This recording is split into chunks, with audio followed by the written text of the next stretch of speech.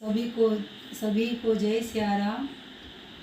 आज गणेश चतुर्थी है और गणेश चतुर्थी की आप सभी को, पूरे देशवासियों को बहुत बहुत हार्दिक बधाई एवं हार्दिक शुभकामनाएं हैं।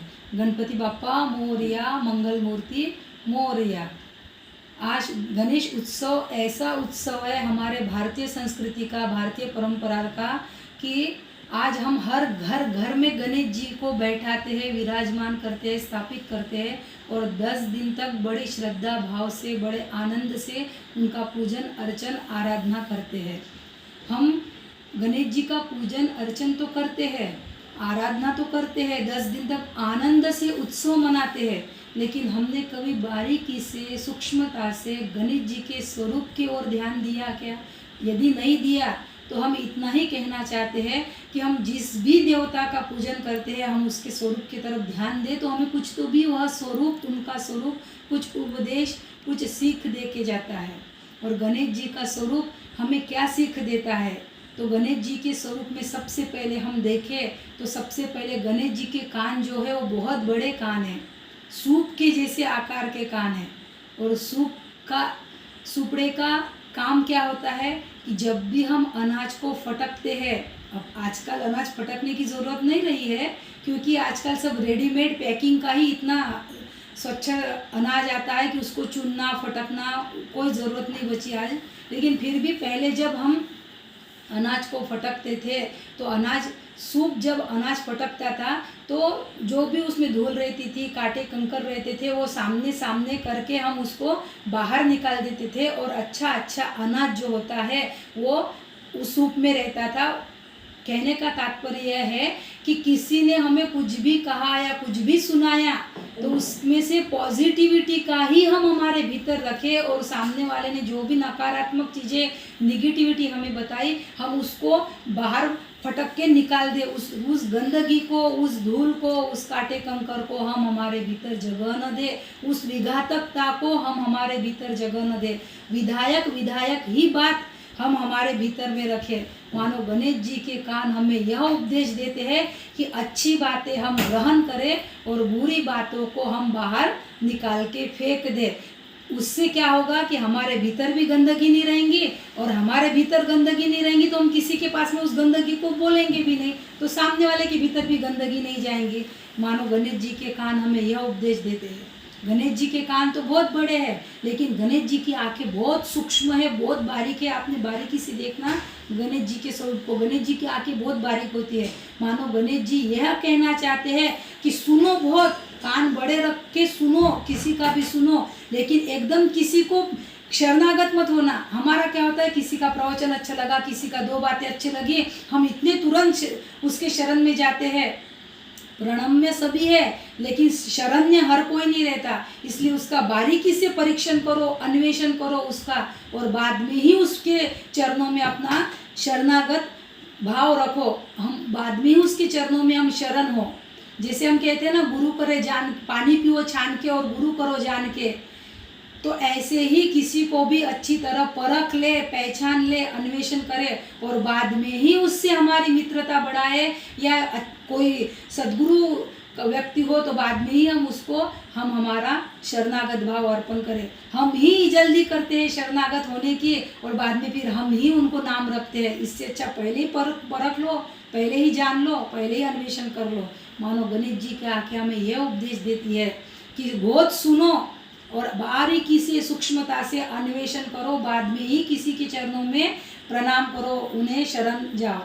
मानो गणेश जी की आंखें ये उपदेश देती है। गणेश जी का पेट बहुत बड़ा है। क्यों बड़ा है? क्योंकि इतने बड़े कान है तो कुछ न कुछ तो हम सुनेंगे ही।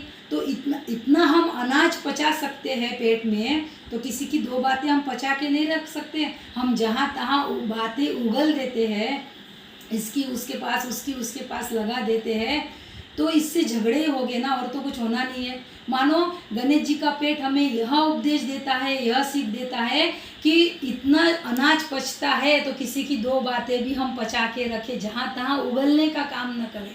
गणेश जी के 4 हाथ होते हैं, लेकिन एक हाथ में गणेश जी के अंकुश है और एक हाथ में गणेश जी के लड्डू है। मानो गणेश जी यह कहना चाहते हैं, अंकुश यानी हम हमारे भी अपने पे संयम रखें, अंकुश रखें।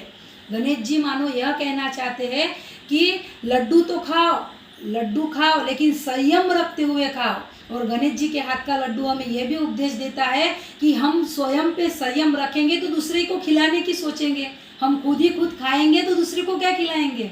मानो वो अंकुश यह उपदेश देता है कि संयम रखते हुए लड्डू खाओ और किसी को खिलाने की भी वृत्ति रखे। हम केवल स्वयं ही न खाते रहे, आजू बाजू आस पड़ोस देखे कि कोई भूखा है क्या, कोई भूखा पैसा है क्या, तो हम कुछ दान पुण्य के माध्यम से उस तक अनाज पहुँचाए। कोई भूखा होगा, कोई ज़रूरतमंद होगा, कोई अभावग्रस्त होगा तो उसे भी हम वह खिलाने का प्रयास करें। मानो गणेश जी का लड्डू हमें यह उपदेश देता है। और गणेश जी का वाहन क्या है? मूषक यानी चूहा। अब सवारी इतनी बड़ी और वाहन इतना छोटा, यानी 1 क्विंटल का आदमी लूना पे बैठा, ऐसे ही लगेगा ना। 1-2 क्विंटल का 100-200 किलो का आदमी लूना पे बैठा, इतना सा मूषक।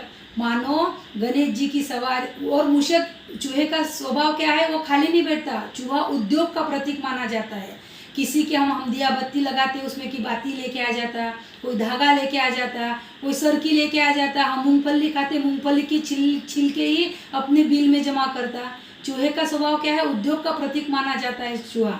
यानी हमारा वाहन कैसा हो, हमारी सवारी कैसी हो कि हमारा भी काम कर दे, हमें भी घुमा फिरा के लेके आए, लेकिन 2 पैसे कमा के भी लेके आए। उद्योग का प्रतीक है ना चूहा, तो वो 2 पैसे कमा के भी लेके आ जाए। नहीं तो आदमी होता लकड़ी पहलवान और लाता होंडा सिटी मर्सिडीज जैसी गाड़ी। एक गाड़ी को पालना पोसना यानी हाथी को पोसने जैसा है। इसलिए हमारा वाहन ऐसा हो कि हमारी भी सवारी कर दे और 2 पैसे कमा के भी लेके आए। ऐसा चूहा उद्योग का प्रतीक माना जाता है। तो हमारा वाहन भी हमारा उद्योग कर दे। मानो गणेश जी का वाहन हमें यह उपदेश देता है और गणेश जी का स्वरूप हमें यह उपदेश देता है। हम पूजा आराधना करते हैं, लेकिन यदि स्वरूप की ओर ध्यान नहीं दिया तो फिर हमारी पूजा तो सफल होंगी ही, लेकिन हमें क्या सीख मिलेंगी, क्या उपदेश मिलेगा, यह तो नहीं पता चलेगा ना। इसलिए किसी भी देवता का पूजन करें तो कम से कम हम उसके स्वरूप को ध्यान में रखते हुए कि यह स्वरूप हमें क्या उपदेश देना चाहता है, यह स्वरूप की ओर ध्यान रखते हुए हम उसका पूजन करें। और गणेश जी प्रथम पूजनीय क्यों माने जाते हैं? गणेश जी, हम कोई भी शुभ कार्य करो तो सबसे पहले सर्वप्रथम गणेश जी का पूजन होता है। तो गणेश जी पूजनीय क्यों माने जाते हैं, इसकी चर्चा हम अगले वीडियो में करेंगे। इन 10 दिनों के भीतर ही करेंगे। तब तक के लिए सभी को जय सिया राम। गणपति बाप्पा मोरया, मंगल मूर्ति मोरया।